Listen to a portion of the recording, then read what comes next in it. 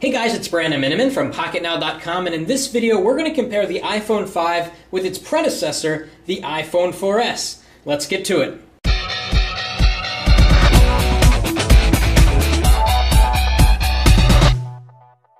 Okay, so lots to talk about here, and we're going to start with hardware. We're going to talk about specs, screen, speed of the device, how fast they are browsing the web, and also battery life. So let's talk about hardware first.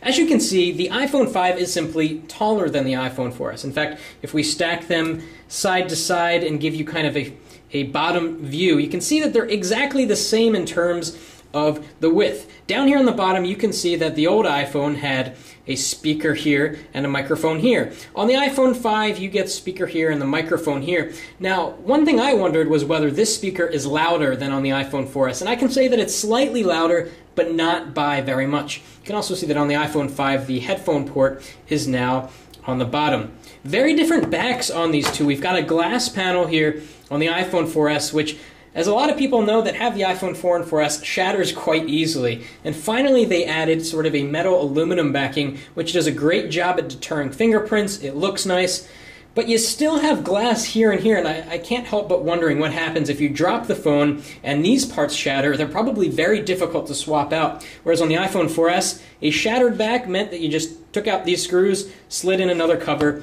and you were good to go.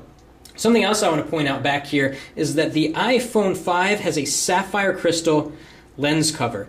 What does that mean? Well, it means that it's much more difficult, if not impossible, to scratch the lens, which is very important.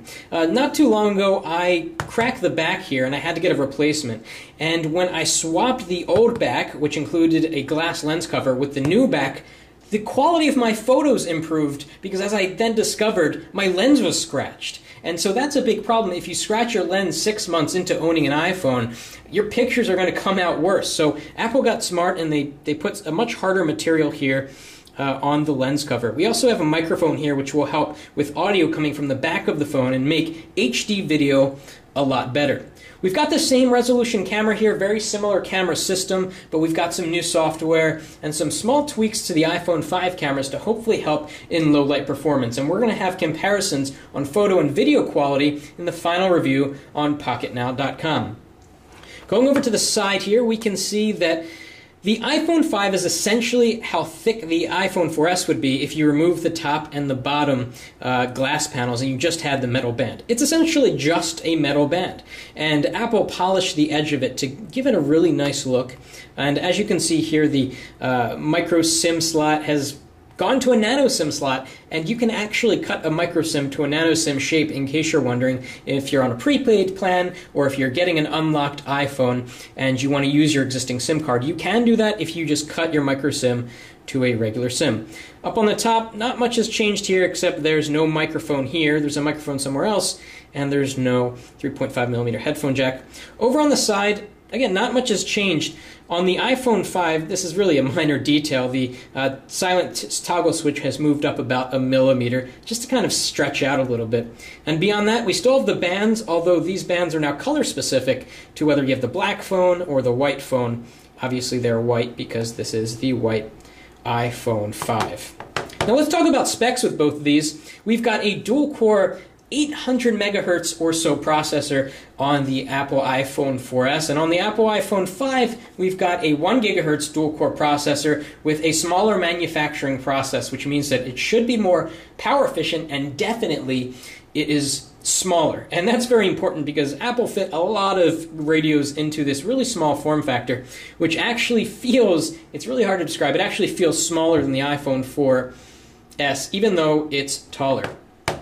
Now let's talk about other specs. The screen resolution has changed. 960 down by 640 across on the iPhone 4S. That was never a standard resolution. They didn't adhere to 720p or anything like that. And they didn't adhere to 720p with the iPhone 5. We've got a really weird 1166 resolution, or 1136 resolution, again a really weird number that's hard to remember, by that same 640. So as we're going to see in a few minutes, there are apps that really don't work to the full screen size. So you get a lot of apps that kind of hover in the middle of the screen, which really isn't that big of a deal, and apps will be updated in the near future to take advantage of the higher screen res. Now, Apple claims that this screen is the best screen on the market, that has better color saturation. Is that the truth? Well, let's see.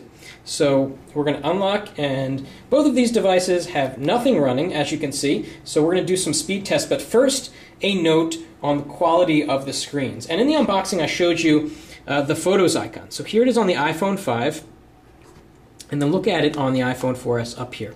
As you can see, the yellows are a little bit more yellow, the green's a little bit more green, the blue's a little bit more blue. There's no question that the iPhone 5 has better color saturation than the iPhone 4S. In fact, let's open up Google Images, and we'll open up a high-res image, and we'll compare something more real-life, side to side. By the way, what you're seeing now is a white screen. These are both on middle screen brightness, and they're on automatic screen brightness, so technically they should be about the same brightness level. What I'm actually noticing is that the screen on the iPhone 5 is a little bit more gray. I'd say it's a little bit more warm than the iPhone 4S, and that's kind of funny because the 4S was warmer than the iPhone 4, which was a very cold display. Okay, so we're going to bring up a common image here. Okay, so I just did a Google Images search for beach. I want to zoom in on the screens a little bit. And one thing that you can see with the iPhone 5 is that because the screen is larger, you get to see more on-screen elements. So whereas before on the iPhone 4S you had to scroll down to see the pagination, now it's all in one frame. So let's click on the same image here, and maybe we'll get a high-res version, maybe not. We'll click full-size image here. Okay, that's good. So let's zoom in a little bit. And definitely, the color temperature on the iPhone 5 is far warmer. In fact, look at the sand. It looks like actual sand. Over here, it kind of looks a little bit more white. Maybe this is a Caribbean scene where the sand is actually white. But it just seems like the color saturation is better. The sky here is kind of a turquoise-ish blue. Here it's more of a deep blue. And let's go back and click on a different image. Let's go to this one with the palm tree. That's nice. Get some green in there. We're going to go into landscape on both of these so we get that full screen view. Interestingly, the iPhone 5 is really taking its time on this particular image. We're going to do web browsing speed tests in a moment, but right there it kind of failed. So here's what it looks like. Here's what a palm tree looks like. We can zoom in and see kind of the different details in the leaves. And again, very different color saturation here, a lot darker here on the iPhone 5. Some may prefer the cooler temperature of the iPhone 4S, and some might like the warmer tone of the iPhone 5, which is probably a little bit more true to life. Okay, now let's see which of these devices is faster. Obviously the iPhone 5 is going to be faster, but let's see to what degree. We're going to open up Facebook at the exact same time, which actually was faster on the 4S, which has been optimized, by the way, to fill the entire screen, unlike some of the other apps that you're going to see. Now, Apple has encouraged developers to take advantage of the taller screen by adding more stuff instead of just by making the screen longer. As you can see, Facebook didn't follow that, and they just sort of made the screen longer, which I guess works well in an app like that. Let's jump back to the home screen. Okay, let's launch the camera now. Okay, significantly faster on the iPhone 5, and you can see that Apple took better advantage of the screen space by making the shutter button kind of the same size as you would get here on the same size as the home button, which is interesting. A lot of people now are using the plus button, the camera plus button, to take the photo, but it's nice that for those that like to use the on-screen controls, it's a little bit bigger in the iPhone 5. Okay, now let's test Siri. What's the weather going to be tomorrow? iPhone 4S is ahead. Don't forget your raincoat. Okay, the iPhone 5 sprung ahead a little bit faster. Let's do something else with Siri. What's 4 times 3 divided by 3?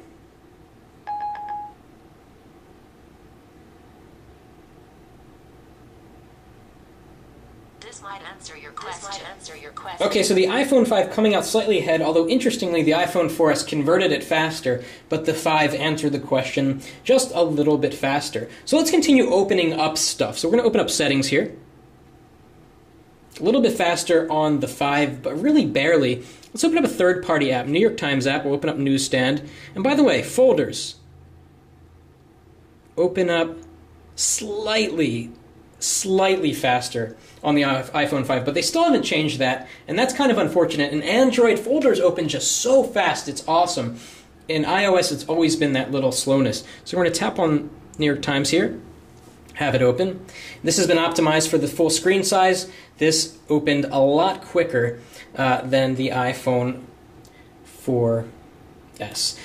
Okay, let's open speedtest.net. It's another third-party app. Hasn't been updated for the taller display, as you're going to see in a sec. Well, identical. And as you can see, this is what happens in the iPhone 5 when it's not optimized. You get black bars. It's not that big of a deal. Some people say you should get the black iPhone because it's less apparent. I don't really notice the difference. I kind of wish that Apple had brought this to the bottom, though, so it's closer to the bottom of the phone, so when you're typing, it's more comfortable. Now let's do a Wi-Fi test. Over the same exact Wi-Fi network, we'll be kind of competing with each other. Okay, faster ping on the 4S, faster download on the 4S, faster upload on the 5. So that was interesting. Really inconclusive there. And finally, let's open another third-party app. Let's just open the Apple Store. You know, Apple should tell their own developers to optimize for the new iPhone 5s, because this is not yet, and it's the most up-to-date.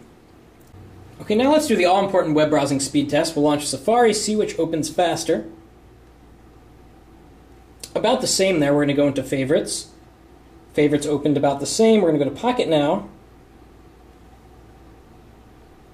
And iPhone 5 got there a little bit faster, not by much. Scroll to the bottom, go to the desktop site here. Something a little bit more intense, if I can get it at the same time. Oops, it's not so easy.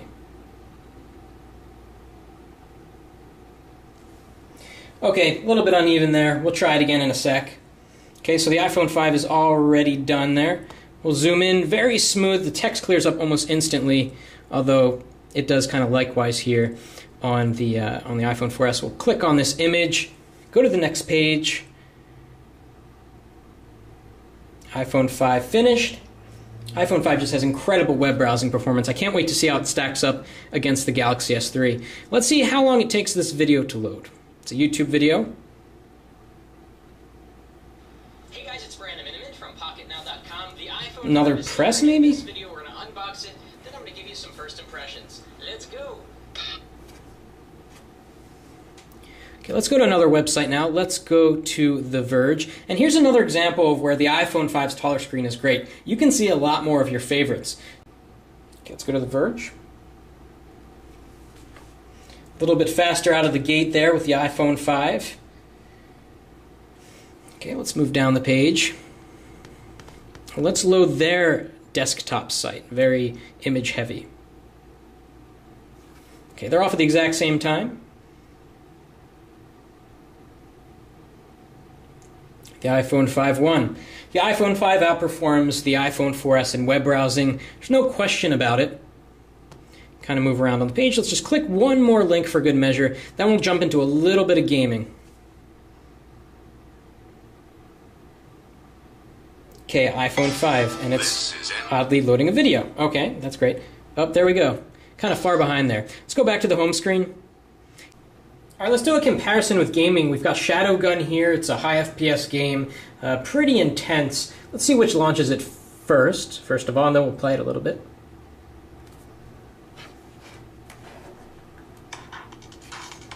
Okay, iPhone 5's a little ahead. I don't want to deal with this Game Center stuff. Yes, sign out. And as you can see, Shadowgun has not been optimized for the higher res display. So we're going to play it just as if it were an iPhone 4S, which I guess was good because it's keeping the playing field a little bit more equal here. So we're going to hit play at the same time. That was exactly the same, and Shadowgun original game. Keep it easy. Alright, iPhone 5 slightly ahead there, but barely. Loading. Let's see if we can tell the difference in graphics.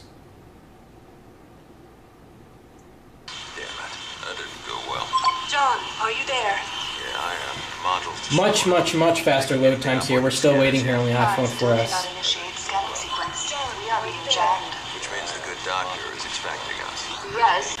Okay, since the iPhone 5 finished first, let's play with that a little bit. So let's try to get in close on some texture. So we can see sort of the ground, and let's look at some light. See if there's really any difference. Very nice graphics. Okay, let's take out the iPhone 4. See if we can notice any difference. Do the same thing. We'll kind of go over here. I'm not too good at this game. You know, it's really difficult to tell the difference here. They both look really good, and I don't even think I'm in the same spot. I'm actually kind of confused. Oh, I want to be over here. Here we go. Kind of bad at this game. So let's see what the sun looks like. Get the same flares. Let's turn around and look at that fire. Same kind of thing, and we're kind of in the same area here. What is noticeable, though, is that the fire is redder and more orange on the iPhone 5 compared to the iPhone 4S. And finally, we have some app updates here. Let's see which of these devices installs app updates faster. I hate waiting for apps to install. Let's see if there's any difference between the two. Hopefully, they won't ask me for a password. Okay, good. Okay, you can see the progress bar is much further ahead here. It hasn't even begun. There it's starting on the 4S. And as you can see, it simultaneously started podcasts before Yelp was finished.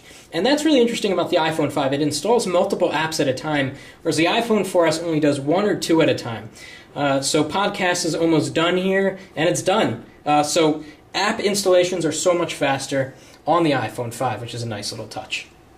And what about battery life? Well, it's too early to tell. We're going to take this out and use it in the real world. But what we can tell you is that while filming this video, both of these devices have gone down by 6%. They've both gone down the same amount. We've been doing the exact same thing to both of them. So maybe that's an indication that the battery life is about as good. Maybe it's a little bit better. Hopefully it is a little bit better. So hopefully you enjoyed this comparison of the iPhone 5 and the iPhone 4S. The iPhone 5 is definitely faster, generally speaking, installing applications, browsing the web, launching most apps, although in some cases the iPhone 4S keeps up just fine, which is a testament to how pretty good the iPhone 4S still is. The hardware is really night and day. You no longer get that annoying glass panel, and it just looks so much more mature and elegant with this metal backing and the thinner design and the polished edges. Just a really nice package. Anyway, if you like this video, please give us a thumbs up, and thanks for watching. That's it for now.